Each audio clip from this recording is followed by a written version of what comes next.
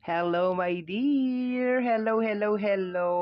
So, share ko lang sa inyo, my dear, kasi kanina habang nagdidilig ako, ay napansin ko na itong tanim ko na buntot pagi, ang tawag kasi dito, my dear, sa ibang mga probinsya, sa ibang mga lalawigan, ay buntot pagi. Kasi yung kanyang itsura, my dear, ay hawig siya sa buntot ng pagi. Pero kung hindi ako nagkakamali, my dear, ang kanyang pangalan talaga ay Sansevieria bacularis. Okay. So ito, my dear, itong halaman na ito ay pinaniniwalaan 'to na takot daw dito ang mga mangkukulam, takot daw dito ang yung mga, maligno, mga elemento, yung mga ganyan, takot daw sila dito, my dear. At saka panghalina din ito, pang-akit ng swerte. Ibig sabihin, my dear, 'pag meron kang ganito magkakapera ka daw, lalong-lalo na kung ito ay mamumulaklak. So ayan na nga, my dear, nakita ko meron na siyang bulaklak.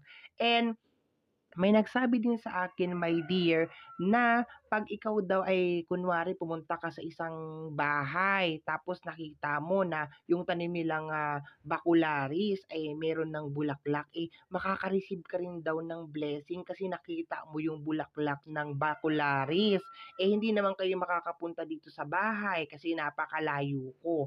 Kaya nag-decide ako, my dear, na bibidyohan ko na lang at ise-share ko na lang sa inyo, my dear. My dear, 'pag ito ay namumulaklak or kahit ito ay walang bulaklak, pakilagay ito sa harapan ng inyong bahay. Napakabisa talaga nitong pang-attract talaga ng pera at saka yung bonus talaga na pinaniniwalaan din ng iba para sa mga mangkukulam at saka mga maligno, mga elemento, pangtaboy talaga, my dear. So, ayan na, my dear, binidyo ko na para kahit hindi ka makapunta dito sa bahay ay swertihin ka rin. Alam mo naman, my dear, sa panahon ngayon ay napakarami talaga nating mga pagsubok sa buhay at mga problema. At gusto ko, my dear, ay masolusyonan din yung mga problema mo, my dear. Magkapera ka rin, magkaroon ka rin ng big blessing. Okay. So, kung ikaw, my dear, ay natuwa sa aking video, i-share mo na rin sa iba para maging blessing ka na rin, 'di ba? Sa ibang mga nangangailangan diyan. Yun lang. Thank you, thank you.